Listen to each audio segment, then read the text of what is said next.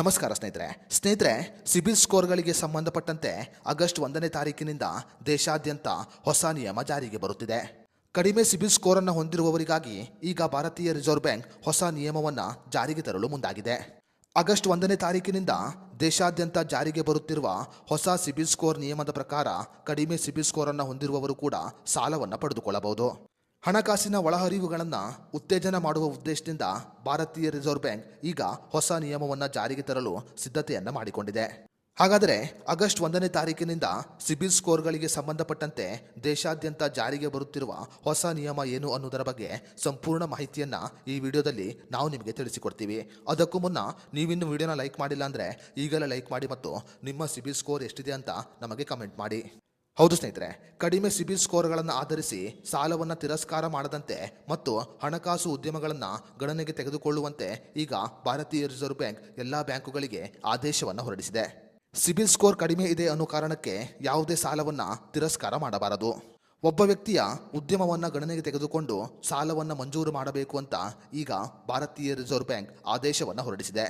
ಅದೇ ರೀತಿಯಲ್ಲಿ ಯಾವುದೇ ಒಂದು ಬ್ಯಾಂಕ್ ಗ್ರಾಹಕರಿಗೆ ಸಾಲವನ್ನು ನೀಡುವ ಸಮಯದಲ್ಲಿ ಗ್ರಾಹಕರ ಹಣಕಾಸಿನ ಸ್ಥಿತಿ ಮತ್ತು ಅವರ ಹಿಂದಿನ ಪಾವತಿಯ ಇತಿಹಾಸವನ್ನು ಗಣನೆಗೆ ತೆಗೆದುಕೊಳ್ಳಬೇಕು ಅಂತ ಈಗ ಆದೇಶವನ್ನು ಹೊರಡಿಸಲಾಗಿದೆ. ಅದೇ ರೀತಿಯಲ್ಲಿ ಸಾಲವನ್ನು ಆದಷ್ಟು ಬೇಗ ಅನುಮೋದನೆ ಮಾಡಬೇಕು. ಸಿಬಿಲ್ ಸ್ಕೋರ್ ಕಡಿಮೆ ಇದೆ ಅನ್ನುವ ಕಾರಣಕ್ಕೆ ಸಾಲವನ್ನು ಅನುಮೋದನೆ ಮಾಡುವುದು ತಡ ಮಾಡಬಾರದು. ಗ್ರಾಹಕರು ಹಿಂದೆ ಮಾಡಿದ ಸಾಲದ ಇತಿಹಾಸವನ್ನು ಗಮನಿಸಿ ಅವರಿಗೆ ಸಾಲವನ್ನು ಕೊಡಬೇಕು ಅಂತ ಈಗ ಭಾರತೀಯ ರಿಸರ್ವ್ ಬ್ಯಾಂಕ್ ಆದೇಶವನ್ನು ಹೊರಡಿಸಿದೆ. ಇನ್ನು ಸಿಬಿಲ್ ಸ್ಕೋರ್ ಕಂಪನಿಗಳು ಕೂಡ ಪ್ರತಿ ತಿಂಗಳಿಗೆ 2 ಬಾರಿ ಸಿಬಿಲ್ ಸ್ಕೋರ್ಗಳನ್ನು ಅಪ್ಡೇಟ್ ಮಾಡಬೇಕು. ಸಿಬಿಲ್ ಸ್ಕೋರ್ಗಳನ್ನು ಅಪ್ಡೇಟ್ ಮಾಡುವುದರಿಂದ ಗ್ರಾಹಕರಿಗೆ ತ್ವರಿತವಾಗಿ ಸಾಲ ಸಿಗುತ್ತೆ. ಅಷ್ಟೇ ಮಾತ್ರವಲ್ಲದೆ ಬ್ಯಾಂಕುಗಳಿಗೂ ಕೂಡ ಬಡ್ಡಿ ದರವನ್ನು ನಿರ್ಧಾರ ಮಾಡಲು ಸಹಾಯ ಮಾಡಿದಂತಾಗುತ್ತೆ. ಈ ಕಾರಣಗಳಿಂದ ಸಿಬಿಲ್ ಸ್ಕೋರ್ ಕಂಪನಿಗಳು ತಿಂಗಳಿಗೆ 2 ಬಾರಿ ಸಿಬಿಲ್ ಸ್ಕೋರ್ಗಳನ್ನು ಅಪ್ಡೇಟ್ ಮಾಡುವಂತೆ ಈಗ ಆದೇಶವನ್ನು ಹೊರಡಿಸಲಾಗಿದೆ. ಸ್ವಂತ ಬಿಸ್ನೆಸ್ ಮಾಡುತ್ತಿರುವವರು ಸಾಲಕ್ಕೆ ಅರ್ಜಿಯನ್ನು ಸಲ್ಲಿಸಿದರೆ ಅವರ ಸಿಬಿಲ್ ಸ್ಕೋರನ್ನು ಗಣನೆಗೆ ತೆಗೆದುಕೊಳ್ಳದೆ ಅವರ ಟ್ರಾನ್ಸಾಕ್ಷನ್ ಹಿಸ್ಟ್ರಿ ಮೇಲೆ ಕೂಡ ಸಾಲವನ್ನು ಕೊಡಬಹುದಾಗಿದೆ.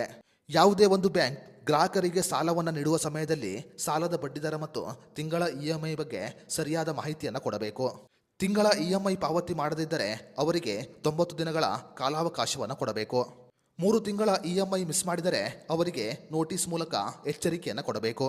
ನೋಟಿಸ್ ಕಳುಹಿಸಿದ ನಂತರ ಕೂಡ ಅವರು ನೋಟಿಸ್ಗೆ ಉತ್ತರವನ್ನು ಕೊಡದೇ ಇದ್ದರೆ ಮುಂದಿನ ಕ್ರಮವನ್ನು ತೆಗೆದುಕೊಳ್ಳಬೇಕು ಅಂತ ಈಗ ಎಲ್ಲ ಬ್ಯಾಂಕುಗಳಿಗೆ ಆದೇಶವನ್ನು ಹೊರಡಿಸಲಾಗಿದೆ. ಅದೇ ರೀತಿಯಲ್ಲಿ ಬ್ಯಾಂಕಿಂಗ್ ಸಿಬ್ಬಂದಿಗಳು ಕೆಲಸದ ಅವಧಿಯಲ್ಲಿ ಮಾತ್ರ ಸಾಲಗಾರರಿಗೆ ಕರೆಯನ್ನು ಮಾಡಬಹುದು. ಬ್ಯಾಂಕಿಂಗ್ ಸಮಯವನ್ನು ಹೊರತುಪಡಿಸಿ ಇನ್ನಾವುದೇ ಸಮಯದಲ್ಲಿ ಸಾಲಗಾರರಿಗೆ ಬ್ಯಾಂಕಿನ ಸಿಬ್ಬಂದಿಗಳು ಕರೆ ಮಾಡುವಂತಿಲ್ಲ. ಈ ಎಲ್ಲ ನಿಯಮಗಳು ಆಗಸ್ಟ್ 1ನೇ ತಾರೀಕಿನಿಂದ ದೇಶಾದ್ಯಂತ ಕಡ್ಡಾಯವಾಗಿ ಜಾರಿಗೆ ಬರಲಿದೆ.